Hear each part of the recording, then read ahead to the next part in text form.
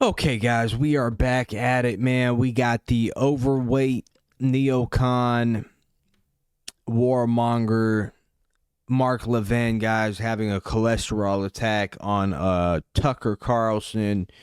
So Mark Levin, guys, ran up to the White House, begging Trump, because all Mark Levin and Ben Shapiro ever do is talk about the starting a war, another war in the Middle East, right? That's all they ever talk about. Nothing to do with America first or anything. Any of those, no, those policies are boring. We don't care about these stupid Americans, suffering from possible economic collapse. We want to go to war with Iran in order for the Israelis, our dual citizenship that we have with Israel. When this country goes to hell, we want to make sure that they're safe and sound. When we make our exit plans, while the stupid Americans suffer from a big old war in the Middle East, guys. That's Mark Levin and Ben Shapiro's mentality in a nutshell. And by the way, Mark Levin is, I believe he's Jewish and he's a dual citizen with Israel, along with Ben Shapiro. Nothing wrong with that. Shout out to the beautiful Jewish people all over the world. But just to show you that, the reason why these guys are such hawks when it comes to Iran. They want to start a full-blown war that involves regime change. Regardless of what they say, they're like, oh, we just want them to strike the nuclear facilities. How are you going to do that, man? There's like meters, several meters below the ground. And there's hundreds of them. Well, some of them that they probably haven't even identified yet. Right, so let's get into this guy. Let's get into his little rant here, guys, on Tucker Carlson, because Tucker Carlson's saying, he's doing what's he's saying what's logical, right? Like, nah, man, we're good, we're not gonna do another Iraq with a country that's 4 times as big and 4 times as powerful, right? Because this isn't Iran in the 80s, this is like Iran in 2025, where they're selling fucking drones to Russia, right? So they got their shit packed down. And it's fucking huge, man. I mean, like, Iran's like almost as big as the U.S. So let's get into this asshole's commentary here. I try not to bother him. I don't ask to come to the White House. I don't ask to go to Mar-a-Lago. If I'm there, it's because he asked me. And he asked me. I didn't meet the president to lobby for war with Iran.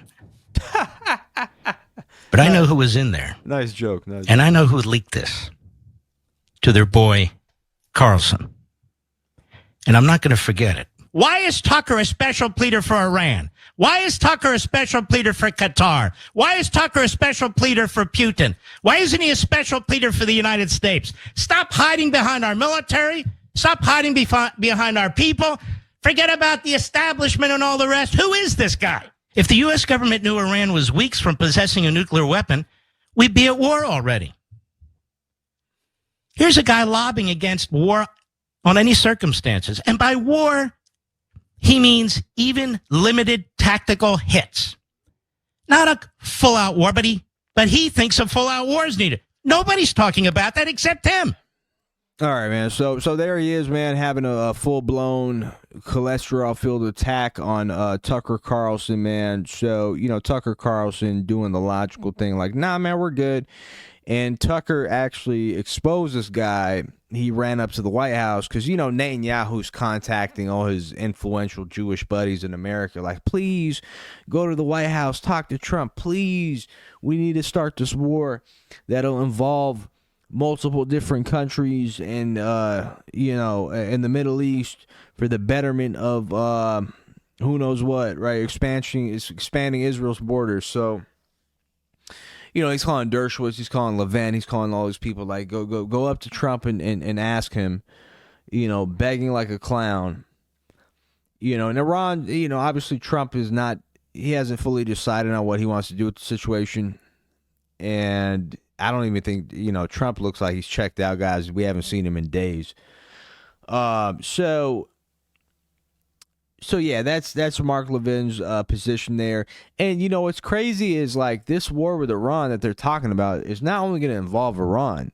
Now you're talking about Iran with strategic alliances such as Russia and China, which will definitely get involved not because they love Iran and oh yeah, we love the Muslims and we're while China has a concentration camp filled with Muslims, right? No, it's not that.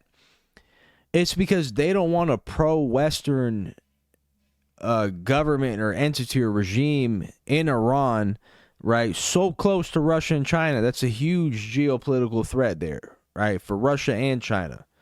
Okay? They're damn near bordering each other almost, right? So they don't want a fucking Ukraine, Russia doesn't want another Ukraine in the Middle East. Because essentially that's what would happen, right? So they're definitely going to get involved. Like, no. So this will spark World War III, essentially. This is what these clowns want to happen. Like, so let's get into Shapiro's take, guys. Again, another serial liar. That we are the world's policemen or anything like that. I mean that civilians in the United States have opinions that they vote on what the non-civilians do. We are a civilian-led country. The civilians get to tell the military what to do. The president is a civilian. He tells the military what to do. We are the voters. We elect the president. We need to stop Iran from building nuclear weapons. He and like-minded ideologues in Washington are now arguing they're just weeks away. So first of all, that's not Mark and like-minded ideologues. That's Donald J. Trump. That is President Trump. We need to stop Iran from building nuclear weapons is a Donald J. Trump position. He says it goes without saying there are very few Trump voters who'd support a regime change war in Iran. I agree. I would not support a regime change war in Iran that involves hundreds of thousands of American troops. Agree.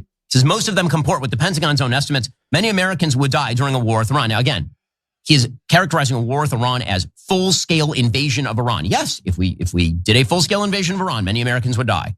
If we hit the nuclear facilities, that is a far less likely possibility. And if Israel does it and we're not even involved, it's an even lower possibility.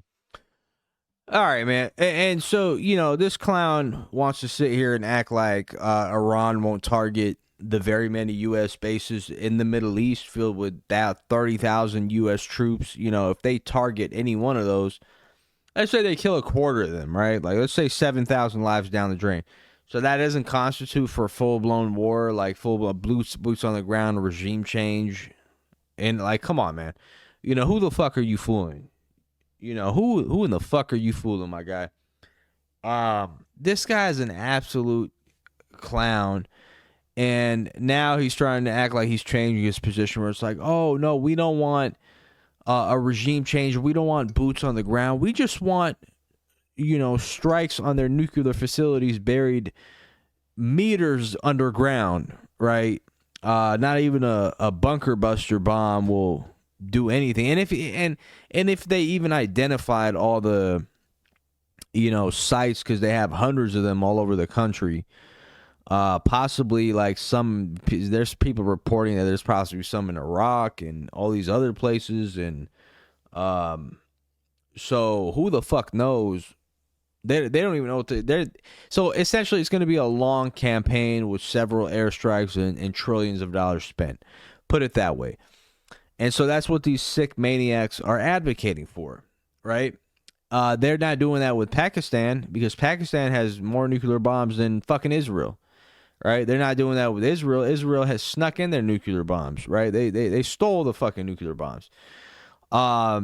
They're just focused in on Iran. And the reason they're doing that is because Israel wants to maintain nuclear monopoly, nuclear supremacy in the Middle East, because that they're using that as like a leverage with all these other Arab countries, especially like, they don't want Saudi Arabia and Qatar and all these people to have nuclear weapons because they don't know what regime, because these regimes are constantly being overthrown. They're ran by dictatorships, they're ran by families and ideologues and shit like that, right? So they want to monopolize having nuclear weapons in the Middle East so they can preserve their state, which, to be honest with you guys, like, the Jews aren't going anywhere. They're going to be in that region, whether it's an Israeli government, whether it's a Zionist led government, or it's a secular government, or if it's a two-state solution, or if it's a one-state solution, right?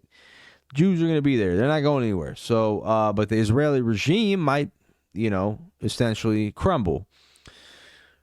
So that's the topic of concern here. there's no way of getting rid of the nuclear facilities or the fissile material or any of that shit with just strikes. They're gonna have to be on the ground doing that, and it's gonna cost essentially hundreds of thousands of American lives, and it's gonna set off World War III, all to preserve a regime that's genocidal and has a swath of land that's smaller than New Jersey, which is crazy, man.